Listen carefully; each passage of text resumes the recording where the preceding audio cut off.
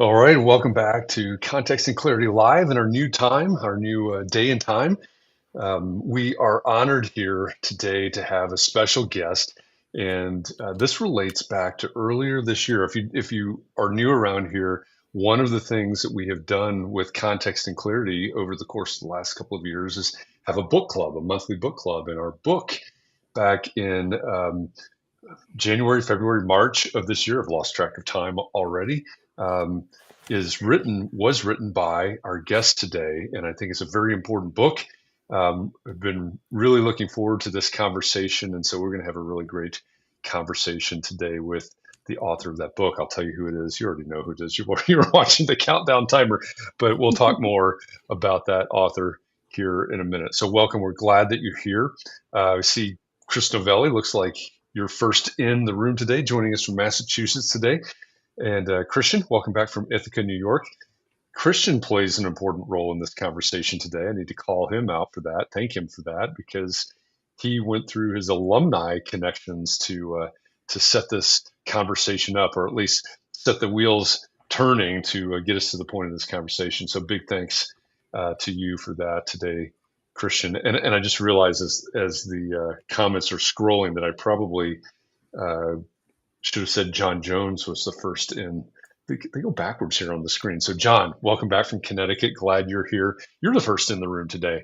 And Scott Thrift is joining us from San Francisco, from LinkedIn, and Jefferson from Los Angeles on LinkedIn. Looks like the West Coast is joining via LinkedIn today, the East Coast by Facebook today. Christian says, "Go Big Red." And a little shout out for Cornell there. If you are joining us today and you're commenting away, Richard's joining us from YouTube. Great to have you. If you're commenting away and you wonder why are your comments not showing up on the screen like Chris's or like Christian's or like John's? It's probably because you're in a closed Facebook group right now, and there are rules. Mark Zuckerberg has set out some rules that we have to follow. You agreed to follow them when you check that box, by the way. Um, the rules say that your name, your likeness, your comments can't come out of that closed group unless you give permission. So um, if you want them to come out, if you're having any trouble with that, there is a URL in the bottom left-hand corner of your screen right now. It's chat.restream.io/FB, like Facebook. That's chat.restream.io/FB. A couple of clicks later, open up a different browser window, type that in. A couple of clicks later, and you will give Facebook permission to let your name, your likeness, and your comment out. And you can ask questions. You can make comments all the way through this conversation today. Katie, who is my co-host, she and I will be watching those comments, and we'll pop a few of them up on the screen as we can, as we have time. And you can be a part of this conversation today. So I just wanted to throw that out there. And again, if you've done it in the past, you say, hey, I did that before. Those permissions expire at some point. I don't know the timing of them, so just give it another try. Chat.restream.io/FB. As I mentioned, I am joined today by Katie Kangas. She is my co-host here on Context and Clarity Live. Welcome, Katie. Glad you're here today. Good to be here. Very, very excited. This is one of my favorite books from our book club. Excellent. Unapologetically, it's amazing. Very, very nice. And I'm with you on that. We were talking before we went live that we've, in my mind, through the course of the book club, we've had two books that I think really speak to, for architects, small firm architects, small business owners, two books that have really spoken to the idea of what we would call client experience. One was Jesse Cole's Find Your Yellow Tuxedo, and the other is the one that we're going to talk about today. And of course, we have the author of this book today. We had Jesse Cole on last year at some point on the heels of reading his book. So if you're wondering how you can provide a better experience, a more memorable experience for your clients, an experience that clients will talk about and tell their friends and colleagues and so on and so forth about, read Find Your Yellow Tuxedo, and then read this book that we're going to talk about today. And of course, you will have the benefit of being able to go back probably on YouTube and find that conversation with Jesse. And you're here participating in this conversation today. So two really important books that'll help you with your client experience. Let's see, Andrew, welcome back. Kurt, welcome back. And Mark Arlo Page and Chad, welcome. Chad says, "Woohoo! I finally made one." Welcome back from Atlanta, Chad. I know when we changed the day and time, it threw a wrench in the schedule for some folks, but glad you made it here on Tuesday at 2 p.m. Eastern. All right, Katie, what have I forgotten? I feel a little like we've been jumping around a little bit. Did we cover everything? I think we got the laundry done. Yeah. All right, that's good. It's important. It's important to get that laundry done. You got to have the black shirt ready every Tuesday. Mhm. All right. Well, then, with that, let me introduce our guest today. Our guest today, I would say, is a creative. He's definitely a leader. He's certainly a restaurateur. One of his claims to fame, if you know restaurants at all, is 11 Madison Park. It's a world famous restaurant in New York City. In fact, at one point, it was judged to be the number one restaurant in the world. And you could watch his TED Talk and find out what a hot dog has to do with one of the most famous, most fancy, if I can say it that way, restaurants in the world. A hot dog may have been a key to the success there. So we may talk about that today. He is also the author of Unreasonable Hospitality, The Remarkable Power of Giving People More Than They Expect. And as I said, you need to read this book. Enjoy this conversation today. Will Guidara, welcome to Context and Clarity Live. Thank you so much, guys. I'm so happy to be here. It's great to have you here. It absolutely is. And like I said, I was sort of fanboying here at this point, but we read your book back in January, February, whenever it was of this year. And as I read it, I thought this is a book certainly for restaurateurs or anybody in a service industry, which architecture is. But I think this is a book that everybody in our audience, everybody in our community needs to read because it really will help them understand how to do things for their clients in an unexpected way, in a memorable way, and really provide an experience that the firm across the street is not providing. So I appreciate you writing the book. Well, it's so fun to be here. One of the lofty ambitions of the book was showing that hospitality should not be limited to restaurants and hotels, that in fact any business can make the choice to be in the hospitality industry. And so to get to be with all of you is validation of the fact that that's resonating in some way, shape, or form. And it's also just fun because I love architecture, and I've spent a good chunk of any money I've made on working with architects to remodel apartments that I then sell and do all over again. So this is fun. I Yeah. feel like I'm with my people. Yeah. Well, I appreciate that. And one of the things I loved, and it just dawned on me, it's like the voice, the voice. I consume books via Audible, and so you've talked to me for hours about unreasonable hospitality. But one of the things I really appreciated were or was the story of your early restaurant experiences going with your dad, putting on the suit and Hmm. or sport coat at least, and describing the space that you were in, and describing the spaces of some of the restaurants where you've worked and owned, and so on and so forth. So I can tell that there's a connection with architecture with you. And there's something about architecture where we try to design experience as well. Mhm. And I see that in the way that you kind of set up rules, in the way that you've led your teams. You're trying to set up a structure for them to follow and thrive within. And with architecture, we're stuck with just the walls and the interiors, but we try to let that resonate and influence people beyond what we can control. And I see that in what you've been working on. Yeah.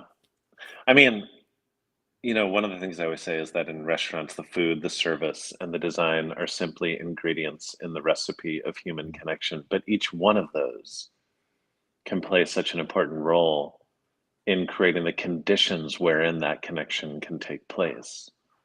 And I think it's so beautiful when you see this intersection of architecture where it's not just beautiful for the sake of being beautiful, but it's also designed in such a way that it can bring people closer to one another. And there's plenty of design that does one and there's plenty of design that does the other. But when those two conflate, I think it's a very, very powerful thing.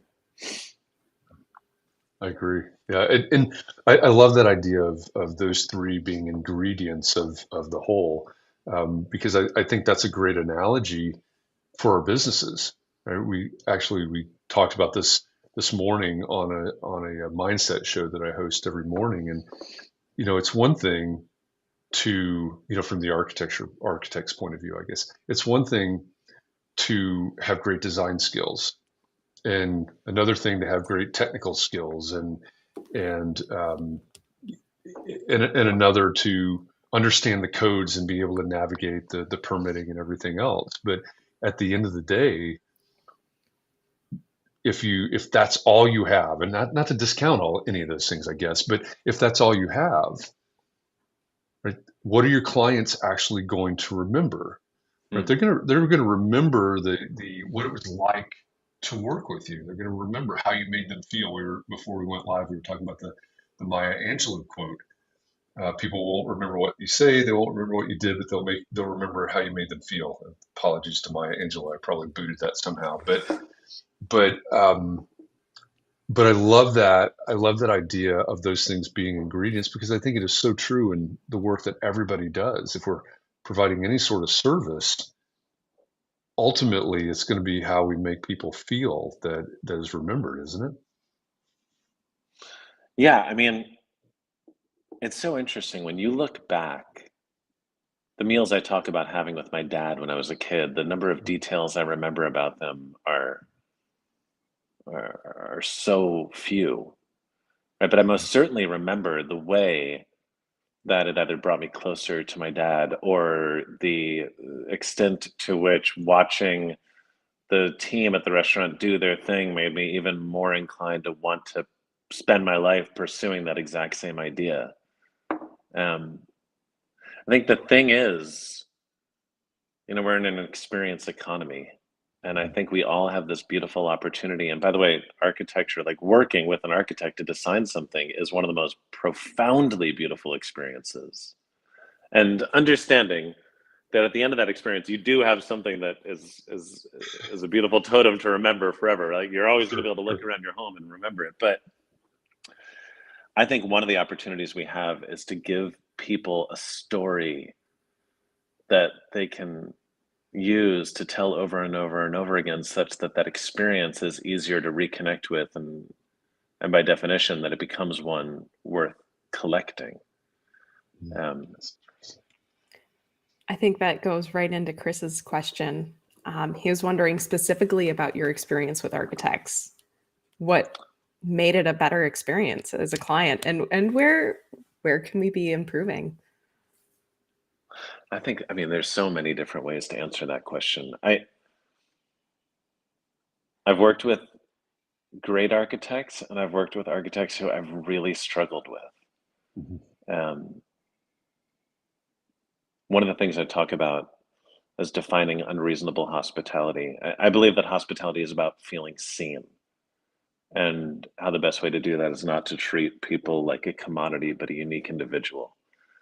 Um, and so, in unreasonable hospitality, one size fits one. Yeah. Um, that is like one of the most profound definitions of hospitality in a restaurant. Is I know that I'm feeling seen, or I feel that sense of belonging, that general, like, profound sense of welcome, when I can tell that they're serving me differently than they're serving other people, because they've taken the time to get to know me, and they care enough to adjust their approach based on what they've learned. Um, I've worked with architects who, they are there to design something that they will be proud of. Mm. And then I've worked with architects who so clearly believe that they are there to design with me something that I will be proud of, ensuring that they're going to be proud of it too, because if they're a good architect, they should be able to do both simultaneously. Right. Um, but there are architects where the design happens to me, and there are architects where the design happens for me. And that requires, I mean, I say the way I would describe it in a restaurant is serving the guests, not your own ego. Not doing things just to say, look what I can do, but doing things because that is actually the right thing to do for the person you're serving. And so I'll give you some examples, and I'll use restaurant metaphors and cross them over into architecture. That's perfect. One of the things that exists, especially nowadays, and one of the people always like to ask me, is it harder running restaurants now that people have so many allergies? And I say, well, yeah, if that's your perspective. I was like, I actually look at it as a beautiful opportunity because people do have a lot of allergies or they're on all these crazy diets. And there are plenty of restaurants that make the guest feel embarrassed about having to ask for food to be created using the ingredients that they either can eat or are inclined to eat in that season of their life. Or there's restaurants that look at it as an opportunity to show that we care so much about making you happy that we're going to begin the conversation such that you don't have to. There was a season where I went to a restaurant and on the bottom of the menu it said, don't tell us if you're allergic to something or if you don't like something. The food is what the food is. If you don't like it, leave. I'm exaggerating a little bit, but I went back to our restaurant and we started every menu by saying, what are you allergic to? Do you have any restrictions? Is there anything you don't like? Anything you're not in the mood to eat tonight? We tried to make it as comfortable as possible for people to tell us what they wanted or didn't want. Because I don't care if I make the best piece of salmon on earth. If you don't like salmon, you're not going to enjoy it. And so you can either be frustrated that people have preferences or seize on those preferences as an opportunity to give them an experience that they'll love more than any you could possibly give in the absence of serving them. With architects, so I don't know who, maybe everyone on this call is already perfect, but I've worked with Pretty some sure. where, let's say we're picking a pendant that's hanging over the table. They send you 4 options. And if you don't like any of them, now some people are just not comfortable saying they don't like something because the architect should know better. And if those are the ones that they've been presented with, you should like one of them. But if you have the confidence to say, I don't like any of these, can we keep on trying? There are those that make you feel like shit for saying that. Or there are those that get excited to learn more about why you don't like them and they want to engage in the process because, yes, it's a little bit more work. But if the job is to give you a home that you are going to love, then I want to hear that you don't like them because that's the only way I'm going to figure out exactly the thing that's going to bring you the most joy. And so I think one thing to actually start to answer the question after a very long aside is to invite feedback, to invite disagreement, to set the conditions early in the process that there's a safe space. And when it comes to design, yes, you are the professional and we are the clients, but there is no wrong and there is no right. And in fact, the only thing that's wrong is if someone ends up living in a space that they don't love. So that's one thing. I just think creating the conditions and setting the rules and extending the invitations such that no one ever feels bad expressing their thoughts on an idea. I think the same holds true with money and how much things cost. Anytime someone's in a restaurant and they ask for a wine recommendation, it's always very important to me that my team does not pass any judgments about them. And if you want an amazing bottle of Barolo, a great sommelier should be able to point you to a $50 bottle that you'll love, a $200 bottle that you'll love, and a $1,000 bottle that you love. I've worked with architects where I end up feeling like a worse version of myself because I need to go back to them and say, I can't afford all the stuff that you want. And because you only presented expensive stuff, now I feel like I'm living in coach class because you almost grudgingly came back with an option that is more affordable or within my budget. And so again, I mean, those two things are different, but still within the same conversation. Hospitality is a dialogue; it's not a monologue. One of the things I talk about all the time with the people who work for me is how there's nobility in service. And if I don't, as a leader, articulate why the work is important, it's going to be impossible for my team to bring their most fully realized selves to the table on the bad days. I believe restaurants are important because we can help people celebrate some of the most important moments of their lives. We can conversely give them the grace, if only for a few hours, to forget about their most difficult moments. We can inspire people to be better versions of themselves through our attention to detail, or if I'm getting super soapboxy, we can make the world a nicer place by being really nice to everyone that walks through our doors. I believe in restaurants, we can create these little magical worlds in a world that needs more magic. Here's the thing though, like I believe that your work is so important because you're actually the ones creating the spaces where those worlds are built. And you're walking with people down the road of some of their most exciting and vulnerable seasons, right? I remember when I designed my first restaurant and how, you know, it's all the money you've ever had. If it doesn't land exactly right, your dreams may never come true. And I know about service and food and hospitality and service and all this stuff, but yet there's this essential ingredient in that recipe that I'm relying on someone else to deliver for me. Um, Understanding my expectations, the importance, my fear, my hope, and holding me through that as opposed to judging me for it, I think is so important. Similarly, I mean, my first home, I designed with an architect. Like you talk about like the power of someone's home where you're actually giving them the conditions to build a beautiful life. You do that for people. But all of these things, it comes down to people. And if you're building spaces for people, make sure that you recognize how important it is to be fully human in the process of creating these places.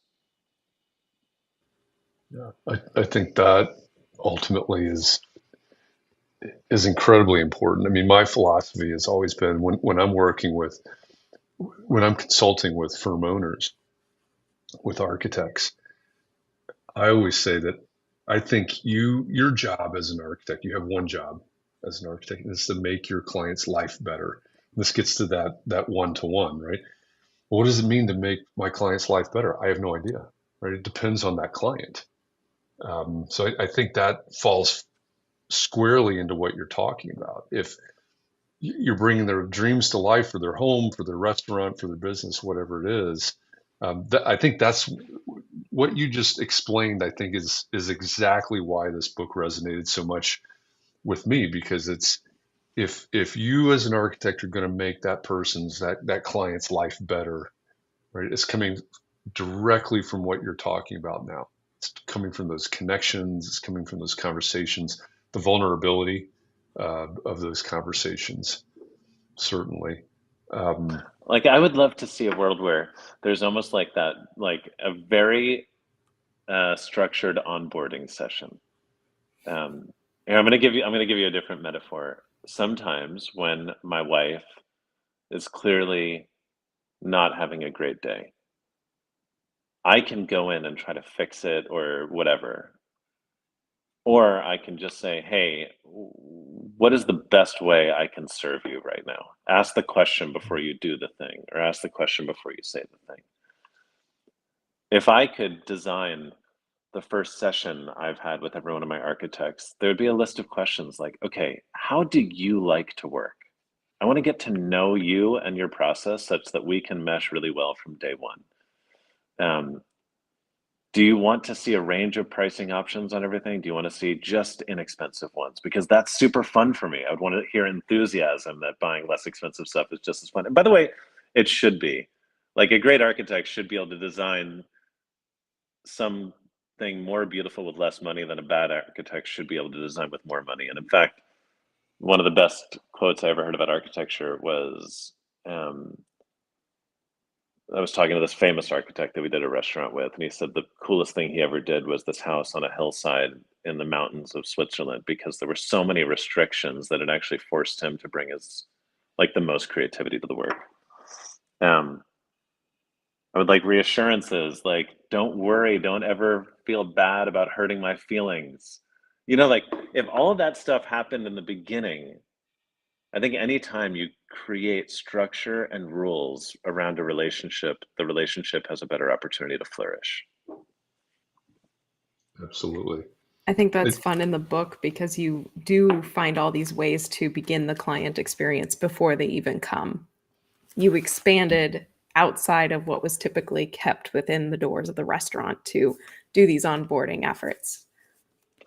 Yeah, I mean, I think an experience begins and ends when you decide that it begins and ends. And too many people look at an experience in an overly conventional sense. And in doing so, they're limiting themselves dramatically. I think the moment you open the aperture to when the experience begins and when it ends, you ultimately give yourself an unfair competitive advantage, because you're focusing on parts of the narrative arc that none of your competitors are ever pausing for long enough to consider. Um, and I think it's also just fun to be creative and isolating parts of the customer journey and then figuring out how to elevate them beyond what anyone else has done before you.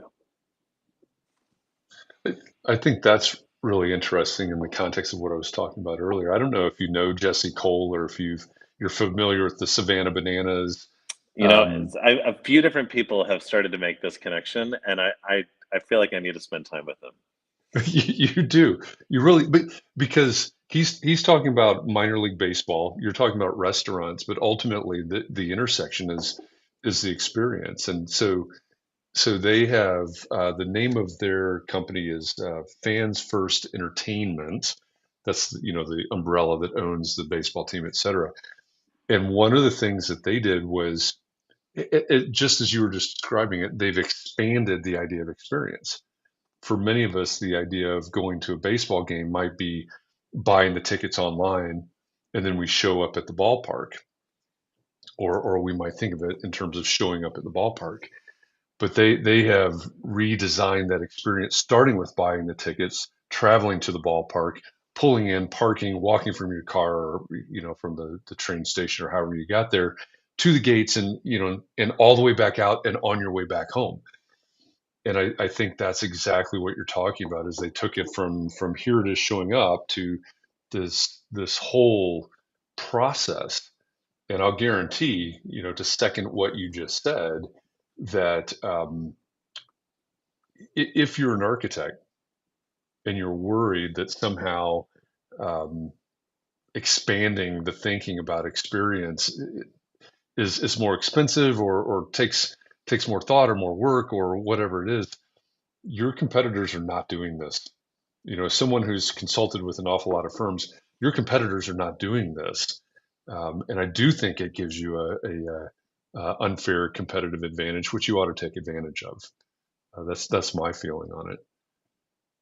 Well, yeah, I mean, and by the way, I just want to say this in all caps, bolded and underlined, is expanding the experience, seizing on opportunities that no one else is seizing on. It doesn't need to cost a ton of money. Hospitality is not just giving more lavishness, it's giving more thoughtfulness. Um, like, I'll tell you, this is like a very unemotional toolkit thing, and maybe this is par for the course with all great architects, but I only experienced it for the first time recently when we finished a guest house up in the country.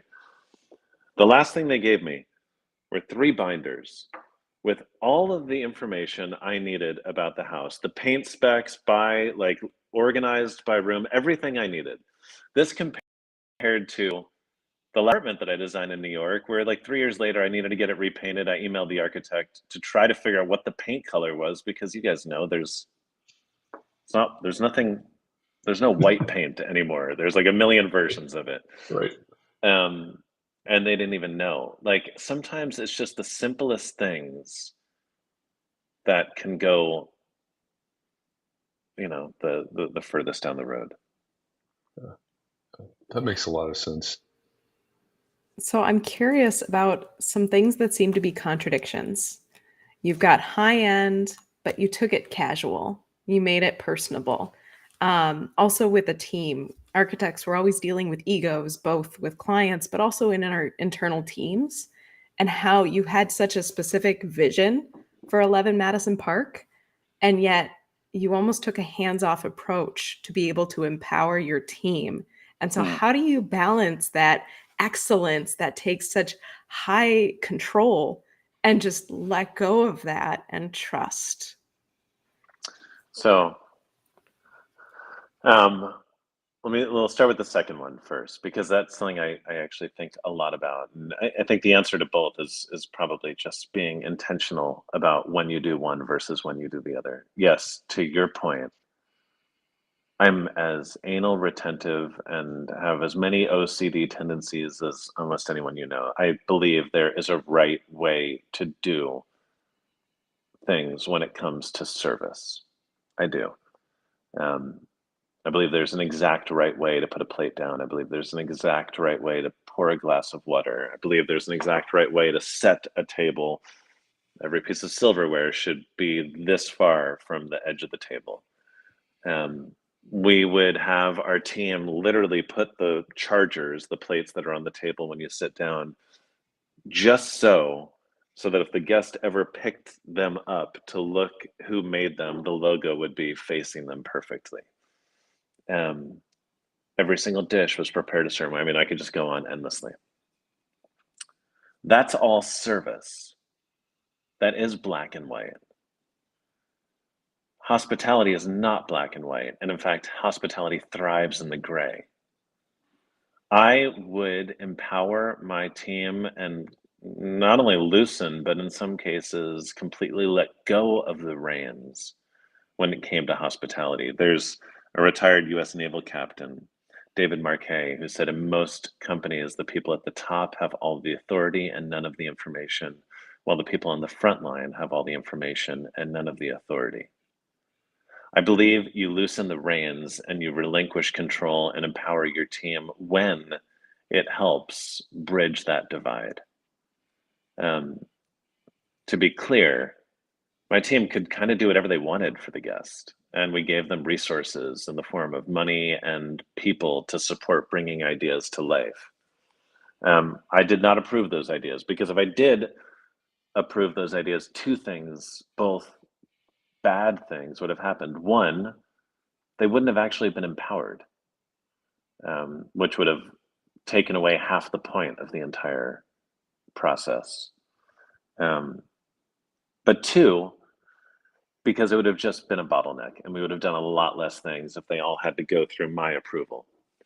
Now, because I didn't approve them, two things happened. One, we did thousands of these things, and probably about 5% of the stuff they did, I did not like.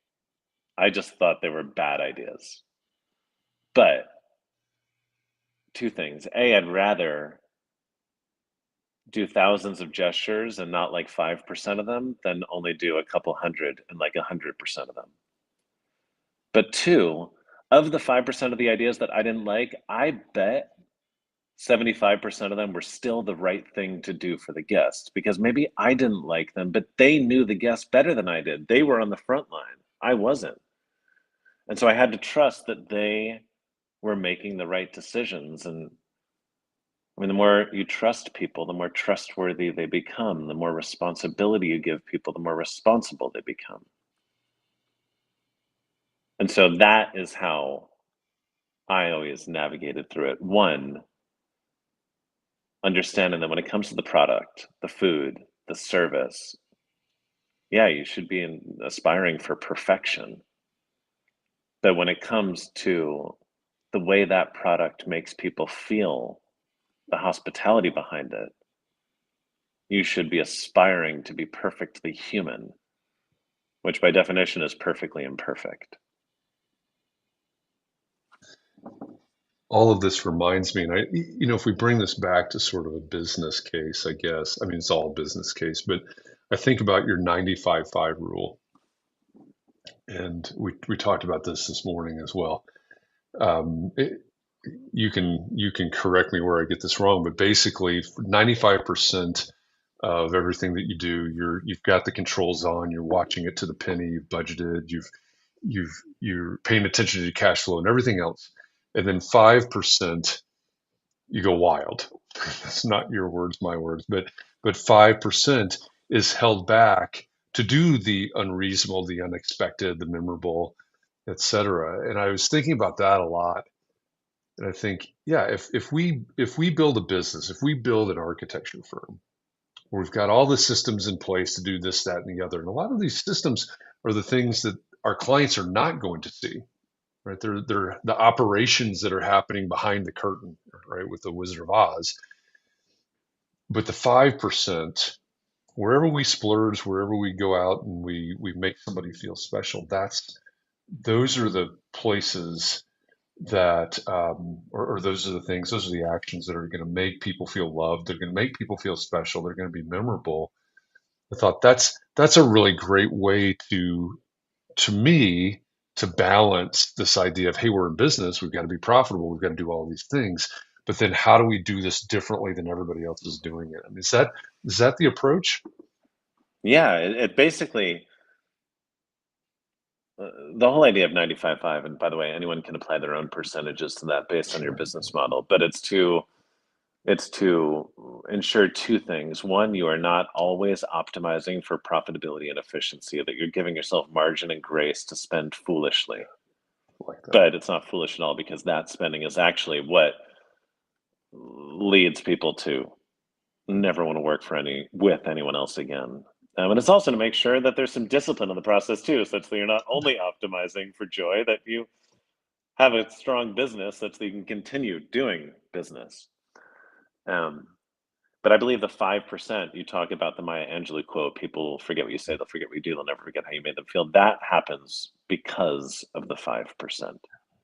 Whether that's how you are spending your money or your energy or your time. And by the way, having come from a world of excellence and artistry, it's the 5% that is always the most fun.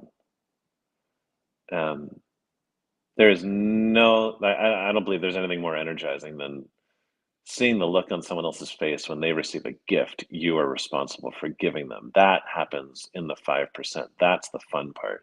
And by the way, the amount of opportunities that exist for you all doing what you do in the 5%.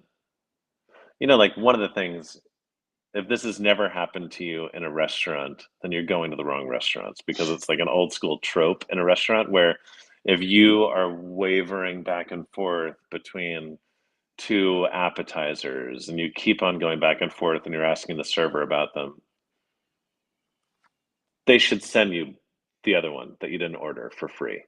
Like, that's the easiest gift. It doesn't even take that much active listening.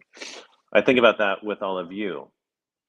I mean, some of the jobs you work on, they're big budgets, right? You're charging a lot of money to some of these people. You have margin to spend a little bit in return and to make an investment in the future of that relationship. If I'm looking at two pendants, sorry, I reference pendants because I'm sitting underneath one. And one is whatever, $1,000 more than the other, but I'm just at the point of the process where I just feel, you've worked with plenty of people, right? You get to that point where they're just done spending money. And they pick the slightly cheaper one, even though they really loved the more expensive one. Just cover the difference. Spend $1,000. Every time they look at that light for the rest of the time they live in that house, they'll think of you. And by the way, every single time someone comes to their house and comments on how beautiful it is, they're going to tell the story about their architect who spent $1,000 to upgrade their pendant to the one that they truly loved but couldn't justify spending the money on. Now, maybe you say $1,000 is too much compared to the cost of the job, but find a different one. If you're building someone's first home, you're probably, or if you're building someone's next home, you're probably meeting with them a lot in their old home. Look in their fridge when they're not looking. See what their staples are. And the first time they get to their new house, have it filled with their staples. If someone's designed a yoga room into the house, just put a yoga mat and a lovely candle with a note that says, "Welcome to your new home." By the way, the smallest thing, I mean, a candle and a yoga mat, it doesn't cost anything. No one can say that's not within their budget. B, the way it'll make them feel will pay that back in dividends. And C, pardon my French, it's fucking fun. It's just fun to do this stuff. It makes the work more enlivening and energizing. And so, like, if the whole reason I wrote the book Unreasonable Hospitality is because I just believe in the goodness of the world that comes if people are as unreasonable about the hospitality of their business as they already are about their product. If you take as much energy as you put into, if you're like architects I've worked with, picking bathroom hardware options towards a little gesture of unreasonable hospitality at the end, what you could all do would change the world. I mean that. I think that's true. Those are excellent examples. Kurt says great ideas. I think they really are great ideas. And in your TED talk, you open up talking about 11 Madison Park and how eventually you got to the ranking or the rating of best in the world, number one restaurant in the world, and then you go right into talking about the hot dog. Right, the hot dog is what got you over the hump, maybe is one way to say it. Can you tell us the hot dog story? Yes. I wrote the words unreasonable hospitality down on a cocktail napkin after the first time I went to the 50 Best Awards when I learned that we had come in last place in that first year, and I was really upset, right? Like I was all angry. Until I basically processed through the anger, got through the other stages of grief, and got to acceptance. Because here's the thing: it's patently absurd to say that one restaurant is the best restaurant in the world. What that list acknowledges is the restaurant that's having the greatest impact on the world of restaurants at any given time. You look back, there's a restaurant called El Bulli in Spain where the chef pioneered molecular gastronomy, and the techniques he developed in this little town have inspired how people cook around the world.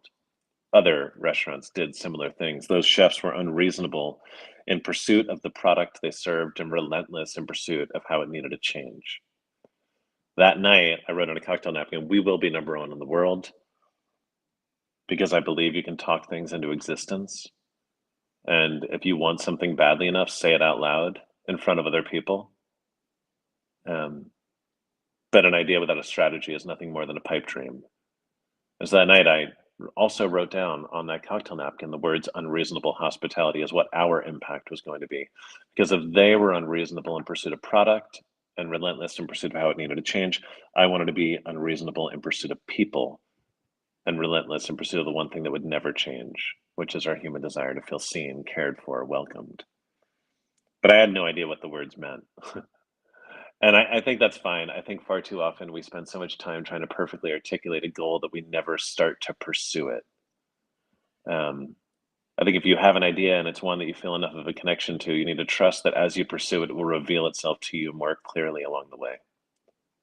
And that's what happened, because a year and a half after that award show, I was in the dining room one day helping the servers because it was busier than normal at lunch and they needed help. And I was clearing appetizers from a table of 4 foodies, just basically people who were in New York on vacation, going to great restaurants. And they were on their way to the airport to head back home after their lunch. and I was eavesdropping. And they were talking about the great meals they'd had: Per Se, Danielle, Le Bernardin, Momofuku, now 11 Madison Park. But then someone jumped in and said, yeah, but the only thing we didn't have was a New York City hot dog. And it was like a light bulb moment from one of those cartoons where the guy or girl has had a great idea. I walked as calmly as I could back in the kitchen, dropped off the plates, ran outside of the hot dog cart, bought a hot dog, ran back inside. Then came the hard part, which was convincing the chef to serve it in our 4-star restaurant.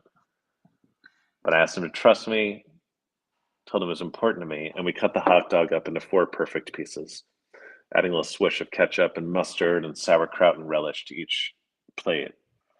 And before their final savory course, which was a honey lavender glazed Muscovy duck that had been dry aged for 2 weeks, I brought out what we in New York call a dirty water dog and explained it. I said, I want to make sure you don't go home with any culinary regrets. Here's your New York City hot dog. And, well, they freaked out. I mean, I'd served lobster, foie gras, Wagyu beef, caviar over the course of my career. I'd never seen anyone react the way that they did to the $2 hot dog. Athletes always go to the tapes and they've had a bad game to see what they could have done better. They don't often enough go to the tapes and they've had a good game to see what they did well to make sure they keep on doing that thing. That's how you take these little organic moments of brilliance in your organization and grab onto them and hold onto them and convert them from being just a passing moment of inspiration to a foundational element of who you are and what you do. And so I went to the tapes on the hot dog. What happens that it happened? What needed to happen so it started happening all the time? The first was being present. And I talk about this stuff in the TED Talk, but for me, being present just means caring so much about the person you're with that you stop caring about all the things you need to do. Kurt here says it's also paying attention to the details, right? You need to be present to see the details. You need to be present to hear what people are saying, whether they're saying it out loud or not at all. If I hadn't been present, I never would have heard the throwaway line about the hot dog.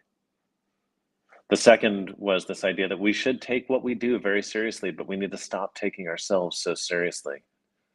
And this is especially relevant to anyone in the luxury space where we've created these brands. Then they're important because there are bumper stickers to the world. But if the brand starts to dictate what you are and are not allowed to do, then it's become too powerful. We cannot let self-imposed standards get in the way of us giving the people around us the things that will bring them the most joy. As evidenced, a hot dog in a 4-star restaurant is sacrilegious until you look at how it made them feel. And then the third, this idea that if hospitality is about making people feel seen, which I believe very strongly, then the best way to do that is not to treat them like a commodity, but a unique individual. I believe that I could have given the table a bottle of vintage champagne and it would not have had the same impact as the $2 hot dog because it would not have been specific to them. In Unreasonable Hospitality, one size fits one. Once we took this hot dog as our true north and those 3 things as the roadmap and opened up the opportunity to embrace that to the entire team, that's when we caught fire. And it was 7 years after we came in last place that we ultimately became the #1 restaurant in the world. Due not to our excellence, not to the caliber of our food or our service. That's why we got on the list in the first place. But due to being relentless and unreasonable in pursuit of relationships with the people we worked with and all of the people that we collectively served. Yeah. That's amazing. We're up to the top of the hour here, so I know we need to wrap this up soon. Maybe Jessica's question is a good one to wrap on. Let's see if I can pop up the screen here. I see it. So hi, Jessica. She says, "Is season 2 of the Big Brunch in production yet? And how much fun is it to hang out drinking cocktails with Dan and Sola?" we'll see about season 2. The whole world of television is kind of in turmoil between the writer's strike and all these different streaming services consolidating. So we're hanging tight on that. Although I was kind of grateful that there was a little bit of a delay because I had a new baby boy in February, and had we stayed on schedule, we would have been filming in March, which would have been a disaster. So it's all Yeah. working out well. Dan and Sola and I had the absolute best time making that show.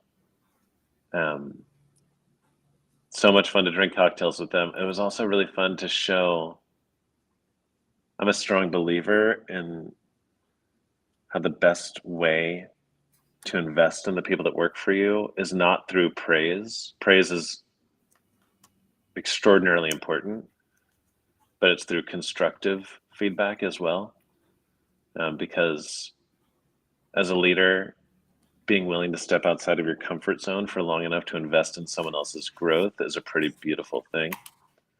And I loved with the show being able to show that culinary TV doesn't all need to be about tearing people down. You can actually see as on the platform to build people up. It's beautiful. I am curious. You mentioned your son, and at the end of the book, I believe you mentioned a baby being born. So Yes. you're starting this whole next generation. In the book, you shared how much your family shaped you and your parents shaped your upbringing and the adversity you faced in that. And that resonated with me personally with health problems of one of my parents. I'm curious, how are you going to instill what you learned in your children's lives? I think the same way that my dad did with me, and the same way I believe is the best way to do it in any culture. I'm going to talk about it a lot. I think you can lead through actions. People always say actions speak louder than words, but words speak pretty loudly too. And I believe you can't replace actions with words, right? But like words need to work alongside actions, because what gets talked about within an organization is what gets thought about. And I'm going to bring it back to family in a moment, but in an organization, people are looking to the leader of that organization to tell them what is cool. And that happens when a leader speaks with passion and enthusiasm in the most contagious way about the things that matter the most. And that's what I want to do with my kids, is I want to make it cool to care, cool to be kind, be gracious and generous, cool to say thank you and I'm sorry, cool to hang out with the kid that no one else is hanging out with.